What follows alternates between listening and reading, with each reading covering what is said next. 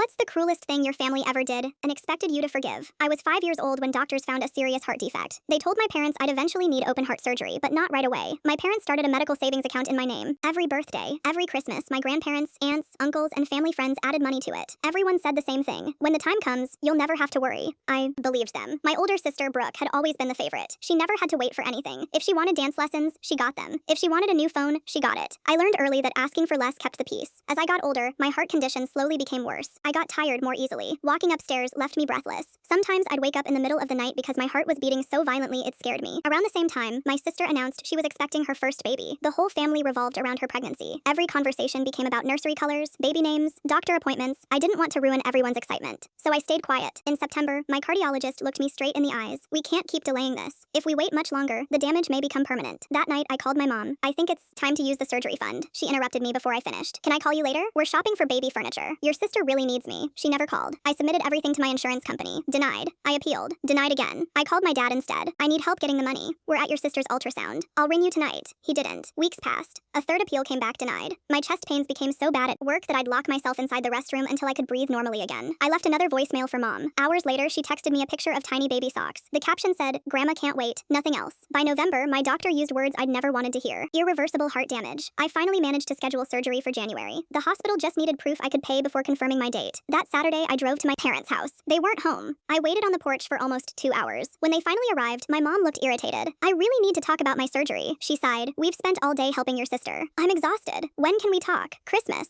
We'll figure everything out then." 2 weeks before Christmas, I fainted alone in my kitchen. When I woke up, I was lying on the floor with blood running down my forehead where I'd hit the counter. I cleaned myself up. I told no one. I just kept counting the days until Christmas dinner. During dessert, I pulled my mom into the kitchen. "I need the medical fund information." She froze. She wouldn't look at me. Instead, she kept folding dish towels that were already folded. Finally, she whispered, "The money isn't there anymore." I felt sick. "What do you mean?" "There was a family emergency." "What emergency?" "We'll talk later." "No. My surgery is in 3 weeks." 18 years of donations didn't just disappear. Dad walked into the kitchen. Mom looked at him. He looked at the floor. "We should have explained sooner. What did you spend it on?" Silence. Then my sister walked in. She rested one hand on her pregnant stomach. And suddenly, I already knew. "You used my surgery money for IVF." Mom burst into tears. "You don't understand. She wanted this baby so much." By then, everyone had gathered outside the kitchen. My grandmother slowly lowered her plate. "The money I donated paid for fertility treatments?" Dad nodded. "We considered it an emergency." My sister folded her arms. "It was an emergency. I'm getting older. I couldn't waste another 6 months waiting for insurance approval." My aunt stared at her. "You're barely 30. My sister shrugged. "I wanted my baby now." The entire room went silent. My grandfather stepped forward. He looked at my parents, then at my sister. Finally, he spoke. His voice wasn't loud. It didn't need to be. "I hope one day your child never needs saving, because you've already shown exactly which member of this family you're willing to let suffer." No one defended them. No one argued.